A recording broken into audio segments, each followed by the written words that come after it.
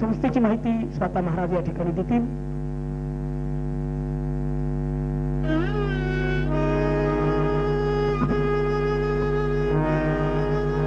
गुरुर्ब्रह्मा गुरुर्विष्णू गुरुर्देव महेश्वरा गुरु साक्षात परब्रह्म तस्मै श्री गुरवे नमः. अतुलित बलधामं हेम शैलावदेहं धनुजवन कुशानं ज्ञानिनामग्रगण्यं सकल गुणनिधानं वानरानामधीशं रघुपति प्रिय भक्तं वातजातं नमामि. वैकुंठवासी झुंबरलालजी खटोड सामाजिक प्रतिष्ठान आयोजित हा कार्यक्रम गेली 6 वर्षापासून सातत्याने आणि प्रत्येक क्षेत्रातली एक दिग्गज मंडळी या मंडपाला, या स्टेजला आपले पवित्र असे पाऊल लावून जातात. या कीर्तन महोत्सवाचं एक खूप मोठं वैशिष्ट्य आहे. मी तर म्हणतो या व्यक्ती पाठीमागे कशाची पुण्य असेल हेच कळत नाही. माणसापाशी पैसा खूप असतो, परंतु दान करण्याची पात्रता, मनशक्ती आपली ही मात्र कमकुवत असते. परंतु या कीर्तन महोत्सवाचं आपण काहीच वर्णन करू शकत नाहीत. एवढा या पूर्ण महाराष्ट्रभरामध्ये अगदी ए ग्रेडचा कार्यक्रम म्हणजे झुंबरलालजी खटोड सामाजिक प्रतिष्ठान बीड.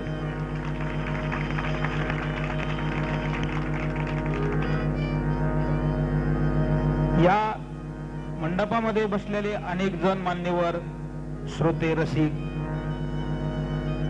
कोणत्या कार्यक्रमाचा कुणाच्या मनावर परिणाम होतो याचं सांगता येणार नाही. म्हणून प्रत्येक क्षेत्रातल्या एक दिग्गज मंडळीचा कार्यक्रम या स्टेजवर होतो. कीर्तन म्हणजे काय? आपल्या व्यवसायात, आपल्या ज्ञानात, आपल्या गुणामध्ये जो माणूस अगदी कळवळ्याने ज्ञान देत असेल, काम करत असेल, त्याचंच नाव अध्यात्म म्हणायला हरकत नाही. प्रत्येक माणसाने आपल्या क्षेत्रात जर इमानदारीने जर काम करतो, याच्यापेक्षा परमार्थ काहीच दुसरा वेगळा नसतो. आणि असे आपण ऐकलंच, जे हॉस्पिटलचे आपले लहाने साहेब, याच आपल्या बीड जिल्ह्यामध्ये, याच आपल्या मातीमध्ये जन्म झालेला, एवढे खूप मोठे दिग्गज या मंडपामध्ये येऊन जातात आणि प्रत्येक व्यक्तीला त्यांचा आदर्श घेण्याकरता, आदर्श घेण्यासारख्या एक व्यक्ती आपल्या मंडपामध्ये येतात. माझा थोडक्यात एक परिचय द्यायचा तो म्हणजे असा, माझं शिक्षण पंडित सुभाषरावजी देशमुख यांच्याकडे झालं. मी सातत्याने 7 वर्ष पखावजाचं शिक्षण त्यांच्याकडे घेतलं आणि त्यांच्याकडं येऊन जाऊन पुन्हा 3 वर्ष पखवाजाचं शिक्षण घेतलं मी. ते गेल्या वर्षी 1 वर्षही झालं नाही, ते आपल्यातून निघून गेलेत. अगदी तरुण माणूस. आम्ही त्यांच्यासाठी बरीचशी भिक्षा सुद्धा गोळा केली, परंतु आमच्या प्रयत्नाला यश आलं नाही. त्यांना खूप मोठा आजार म्हणजे कॅन्सर सारखा आजार झाला होता. खरी तर त्यांचीच माझ्यावर खूप मोठी कृपा.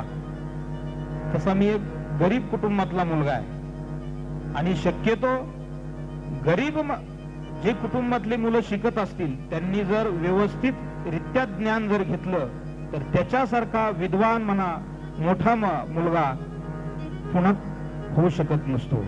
पैशावाल्याची मुलं मोठी होतीलच याचं सांगता येणार नाही. कोट्यावधी जरी संपत्ती कमवून जरी तुम्ही ठेवली त्याचा तेवढासा उपयोग मला वाटत नाही.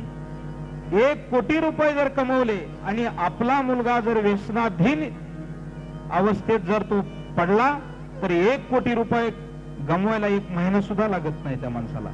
त्याच्यामुळे 1 कोटी कमवू नका, 1 कोटी सांभाळण्याकरता त्याला संस्कार लावून ठेवा, हेच माझं आपल्याला एक विनंती आहे. जसं कीर्तन महोत्सवाला 6 वर्ष झाले सुरुवात झालेली, तशीच माझ्या ज्ञानेश्वर अध्यात्म संगीत विद्यालय लिंबा गणेश या संस्थेला सुद्धा 6 वर्ष झाले सुरुवात झालेली. यांच्या कार्याला सुद्धा 6 वर्ष सुरुवात झालेत आणि माझ्या सुद्धा कार्याला 6 वर्ष सुरुवात झालेले. परंतु पहिल्याच वर्षी माझ्याकडे 88 मुलाची यादी आली. आता माझ्याकडे 175 मुलं आहेत आणि सर्वच मुलं इथं मी आणलेले नाहीत. परंतु तुम्ही म्हणाल आता 50 पखवाजांचं या 50-100 पखवाजांचा कसं वादन होईल बुवा, हे एक विशेषच आहे का नाही. जर एवढ्यांनी जर वाजवलं तर आपल्याला नक्कीच तो किल्लारीचा अनुभव आल्याशिवाय राहणार नाही का नाही. त्याच्यामुळं हे जे वानर सैन्य आमच्या सोबत बसलेलं आहे, एक शो म्हणून बसवलेलं आहे. आणि अशा प्रकारे मी आपल्या समोर अगदी 30 मिनिटांमध्येच वादनाला सुरुवात करणार आहे. प्रत्येक क्षेत्रात तपश्चर्या महत्वाची असते. प्रत्येक क्षेत्र एक साधनेचं क्षेत्र असतं. तसं पखवाज ही कला एक साधनेची, कसरतीचं वाद्य म्हणजे पखवाज आहे. एक तुम्हाला अगदी छोटीशी गोष्ट सांगून मी पखवाज वादनाला सुरुवात करणार आहे. पखवाजामध्ये सामर्थ्य किती, पखवाजामध्ये ताकद किती. मी ज्यांच्याकडे शिकलो त्यांचं नाव पंडित सुभाष महाराजजी देशमुख. त्यांच्या गुरुचं, ते मुंबईला राहत होते, नारायणराव शेजवळकर, अर्जुनराव शेजवळकर त्यांचं नाव. त्यांच्या गुरुचं नाव नारायणराव येंडीकोळी, त्यांच्या गुरुचं नाव माधवराव आळकुटकर आणि त्यांच्या गुरुचं नाव नानासाहेब पानसे. एक वेळेस या कलेला पूर्वी राज आश्रय असायचा. राजाच्या दरबारामध्ये ही कला जोपासली गेली जायची. मनोरंजनाकरिता ही कला, हे कलावंत राजाच्या जवळ असायचे, राजाश्रय असायचा. त्यावेळेस नारायणराव येंडीकोळी हे दररोज पखवाजाची मेहनत करायचे, रियाज करायचे. त्यावेळेस तो राजा आला आणि त्यांनी सांगितलं, नारायणराव तुम्ही दररोज हा पखवाज वाजवतो, याच्यापासून फायदा काय आहे. त्यांनी सांगितलं, या पखवाजापासून काय फायदा आहे तुम्हाला सांगू. माणसाला समाधी लागेल याच्यामध्ये नवल नाही, पशु पक्षाधिकांना सुद्धा समाधी लावण्याची ताकद या पखवाजामध्ये आहे. त्यांनी सांगितल्यानंतर राजाला थोडस अतिशोक्तपणा वाटला हा. आणि त्यावेळेस राजाने एका हत्तीला दारू पाजली आणि उन्मत्त करून हत्ती असा सोडून दिला. त्यावेळेस त्यांनी सांगितलं, नारायणराव आता या हत्तीला समाधी लावा. त्यावेळेस तपश्चर्या होती त्या माणसाची. त्यावेळेस नारायणरावांनी गजताल हा नावाचा एक ताल त्या हत्ती समोर वाजवला. इतका उन्मत्त झालेला हत्ती, परंतु पखवाजावर सोंड टेकवली आणि तो स्तब्धपणे पखवाज ऐकत उभा राहिला. एवढी ताकद या पखवाजामध्ये आहे. याची ताकद ही आपली तपश्चर्या कमी पडती याचा अर्थ असा होतो. आजच्या काळात पूर्वी जर मेघराग गायला तर पाऊस पडायचा, एवढी ताकद होती. आता जर चालू पावसात जर मेघराग गायला तर बंद होण्याची शक्यता आहे. चालू पाऊस बंद सुद्धा होऊ शकतो. ओरिजिनल तपश्चर्या राहिली नाही. परंतु सर्व गुरुजनांच्या आशीर्वादाने मी हत्ती काय उभा करणार नाही, परंतु मंडपात जेवढे माणसं जमलेत त्यांना मात्र बाहेर जाऊ देणार नाही. आणि सर्व माझे विद्यार्थी, हा विद्यार्थी याचं नाव भरत पठाडे, वय 15 वर्षाचं आहे. तो माझ्याकडं अगदी त्याच्या आई वडिलांनी 3रीला आणून टाकलेला तो माझ्याकडे. आणि अगदी महाराष्ट्रामध्ये त्याचं मी सुद्धा कौतुक करू शकत नाही की हा मुलगा माझ्याकडून घडला कसा. की महाराष्ट्रात त्याच्या वयोगटात तसा मुलगा मला दाखवायचा आणि खरोखरच 1000 रुपये बक्षीस मिळवायचं म्हणलं तरी चालेल. इतका तयार मुलगा आहे. तो कोणताही ताल अगदी विस्तृतपणे तास 2 तास पखवाज सलगपणे वाजू शकतो. तसाच हा सुद्धा मुलगा, त्याचं 17 वय चालू आहे, 17. तो सुद्धा माझ्याकडे 5वीला आलेला आहे. अगदी दोघं सोबतच अभ्यासाला चाललेत. यांचं शेवटी या वर्षीची शेवटची परीक्षा झालेली आणि वादनापेक्षा मी म्हणतो 2 मिनिट जास्त बोलण्यात घेतलं तरी वावगं ठरणार नाही. आणि हे जी मुलं अगदी गरीब परिस्थितीतून माझ्याकडे आलेले, फीस भरायला पैसे नसतात, मी कार्यक्रमाला लावतो त्यांना, आणि जे 2 पैसे लोक देतात त्यांना तेच फीस मध्ये मी घेतो. अगदी इतकं आटोकाटीने चाललेली आमची ही कसरत, मेहनत, आणि सर्व हे एक 12 जण मुलं विशारद यावर्षी माझे झालेले आहेत. आणि अक्षरशः मधुकरी मागून सुद्धा खातात, डोनेशन भरून तिथंही चालतं जेवणाचं. परंतु अगदी आम्ही 5 जणांमध्ये एक खूप मोठा असा प्रोजेक्ट राबवला की कुठंतरी सप्ताहाला जाऊन 8 दिवस वाजवण्यापेक्षा तुम्ही माझ्याजवळ राहा आणि एक आपण सर्वजणात एक खूप मोठं विद्यालय असं काढू की 1000 विद्यार्थी आपल्याकडे पखवाज शिकण्याकरता राहिले पाहिजे. एवढंच नाही तर ज्ञानेश्वरी पाठांतर मुलांनी आपल्याकडे केलं पाहिजे, गाथा पाठांतर आपल्याकडे केलं पाहिजे, व्हायोलिन सारखी कला आपल्याकडे शिकले पाहिजे, सारंगी सारखं वाद्य आपल्याकडे शिकलं पाहिजे, हार्मोनियम सारखं वाद्य आपल्याकडे शिकलं पाहिजे. जसं एखाद्या कंपनीमध्ये ब्रेकचा पार्ट एका बाजूला बनतो, सायलेन्सर दुसऱ्या बाजूला बनतं, प्रत्येक पार्ट वेगवेगळ्या ठिकाणी बनतात, परंतु गाडी मात्र एकाच कंपनीतून बाहेर निघते. तसं प्रत्येक विद्यार्थ्याला वेगवेगळं अगदी गरीब विद्यार्थ्याला शिक्षण देऊन आपल्या या महाराष्ट्र भूमीवर यांना एक प्रसिद्धीला आणण्याचा माझा एक हेतू आहे. परमेश्वर किती पटीने तो करून घेतोय हे सांगता येणार नाही. आणि पाटोद्याला ही संस्था 2 एकर आम्ही जागा खरेदी केलेली आणि तिथं हा प्रोजेक्ट होणार आहे. आणि अगदी 50 मुलं आम्ही असे सांभाळणार आहेत की ज्यांना आई नाही, ज्यांना वडील नाही. जर एखाद्या माणसाने त्याची जर मुलाखत घ्यायचं ठरवलं, त्याला शेवटपर्यंत मुलाखत घेता आली नाही पाहिजे, त्याच्या डोळ्यामध्ये अश्रू दाटून आले पाहिजे. असे 50 मुलं की अगदी फुटपाथावर पडलेले मुलं आम्ही उचलून आणून 50 मुलांचा सांभाळ करणार आहेत. आणि या कार्याला मात्र तुमचे बीडकरांचे आशीर्वाद मला पूर्णपणे असे मनातून लागावेत अशी मी आपल्या चरणी एक प्रार्थना करतो. आणि दुसरी एक गोष्ट सांगायची राहिली, हा जो विद्यार्थी माझ्या अगदी जवळ बसलेला, याची परिस्थिती मला बऱ्याच वर्ष 4 वर्ष माहिती नव्हती. परंतु त्याच्या घरी गेलो, त्याला फक्त घरच राहायला आहे. उंबऱ्यातून बाहेर जर पाऊल टाकला तर त्याला अगदी थोडी सुद्धा भूमी नाही, जागा नाही. बरं, परिस्थिती असो, परंतु 1 वर्ष त्याच्या आईला अर्धांगवायू सारखा खूप मोठा आजार झाला, त्याची अगदी गरिबी. 1 वर्ष झालं, दुसऱ्या वर्षी त्याच्या वडिलाला अर्धांगवायू झाला आणि दोघेही आता घरात पडून आहेत असं म्हणायला हरकत नाही. मी त्याच्यासाठी पूर्ण लिंबागणेश पाटोदा मला जिथं जिथं शक्य होईल तिथं आपले 10 रुपये असो, 100 रुपये असो, 50 रुपये असो, त्याच्यासाठी मदत मागून त्याच्या वडिलाला मी आजाराला पुरवले. अर्थार्थी त्याचा माझा काही संबंध नव्हता, माझी ओळख सुद्धा नव्हती. परंतु फक्त एक विद्यार्थ्याचं नातं, एक कळवळ्याचं नातं माझ्याकडे आल्यामुळे मला ते दुःख सहन झालं नाही.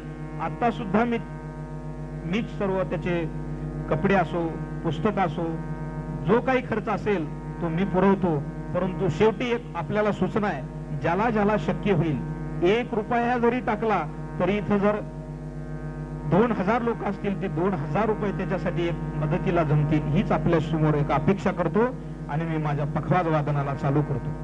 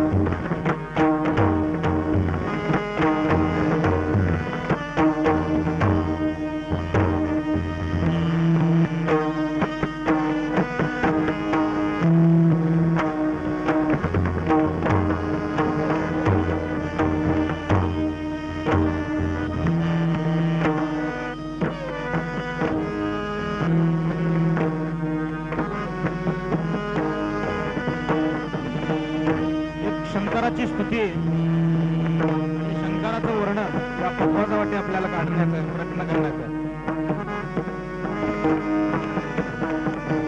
जय कैलासी अविनाशी सुकरासी सदा रे गंगा तटकाशी खात भंग वृषभ संग शी शंगा शंकर धा धा धा धा धा.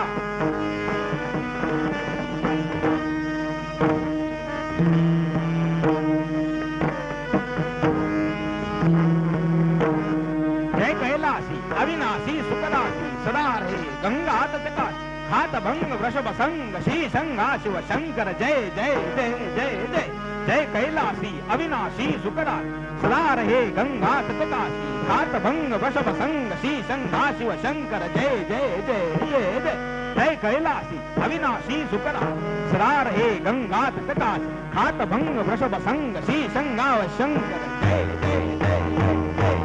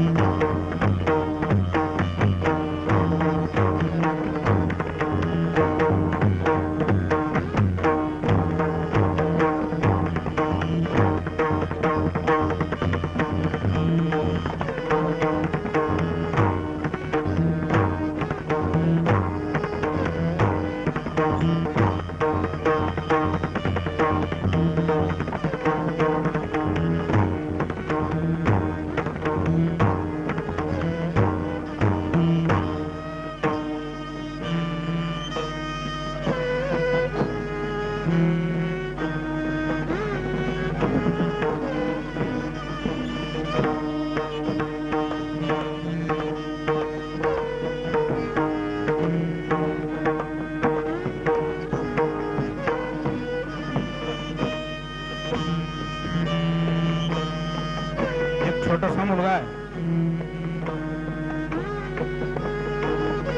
तो म्हणाला मला सुद्धा एक गुरुजी बोल म्हणायचा आहे. त्याचं गाव नेवासा आहे, नेवासा. अगदी तिसरी पासूनच तो माझ्याकडे टाकलेला त्याच्या आई वडिला. तो एक चक्रधार नावाचा पखवाजातला एक प्रकार असतो, तो आपल्या समोर म्हणून दाखवणार आहे.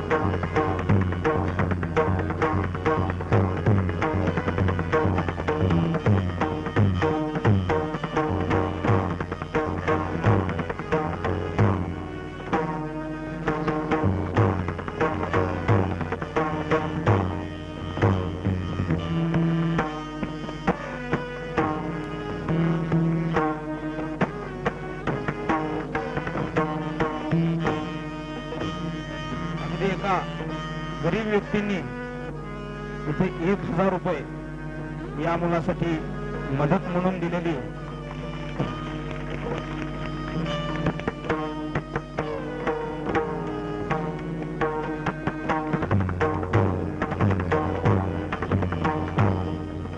चलो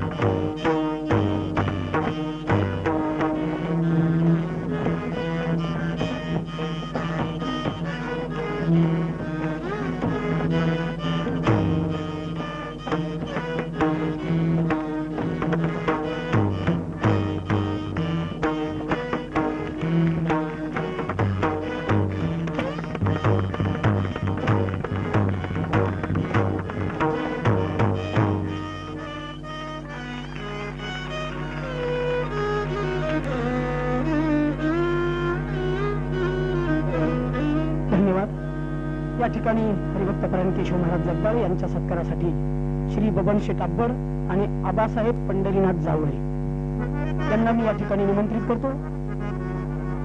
केशव महाराज जगदाळे यांचं या ठिकाणी स्वागत केलं जाईल. लगेचच सांप्रदायिक कीर्तन या ठिकाणी हरिभक्तपरायण आसाराम महाराज बडे आळंदी यांचं सुश्राव्य कीर्तन होणार आहे. फक्त व्यासपीठावरची तयारी 1-2 मिनिटात होईल. त्यानंतर प्रतिष्ठानच्या वतीनं माननीय श्री इक्बाल साहेब यांचाही सत्कार या ठिकाणी केला जाईल.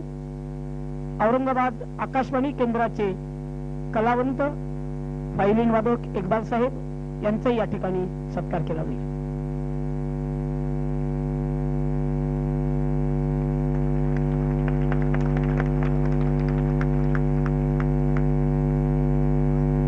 प्रतिष्ठानचे अध्यक्ष गौतमजी खटोड, आबासाहेब जावळे आणि बबन शेठ अब्बड केशव महाराज जगदाळे यांचा या ठिकाणी सत्कार करतात.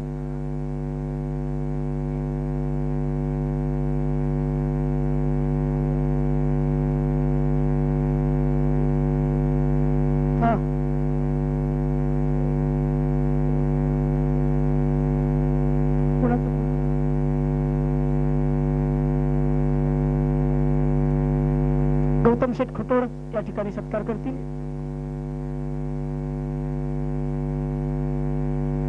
जावळे साहेबांचाही सत्कार आपण या ठिकाणी करणार आहे बरं का.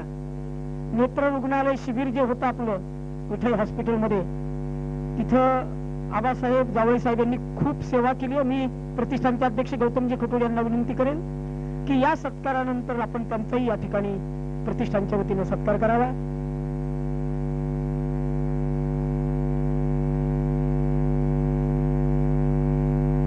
सगळ्या श्रोत्यांना विनंती की आपण पुढे सरका. पुढे भरपूर जागा रिकामी आहे. यानंतर हरिभक्तपरायण आसाराम महाराज बडे आळंदी यांचं सुश्राव्य कीर्तन.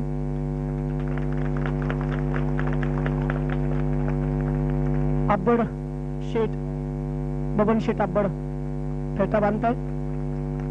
प्रतिष्ठानच्या वतीनं त्यांचं या ठिकाणी स्वागत केलं जाते.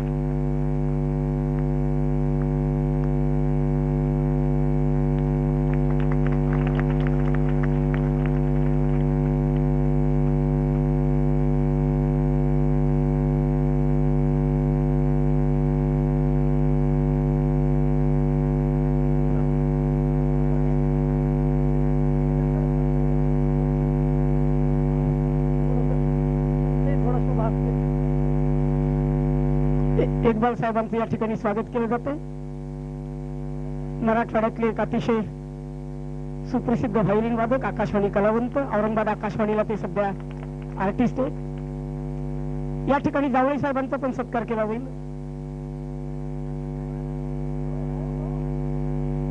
श्रीनिवासजी कुलकर्णी व्यासपीठावर जातील. बाकीची पुढची तयारी.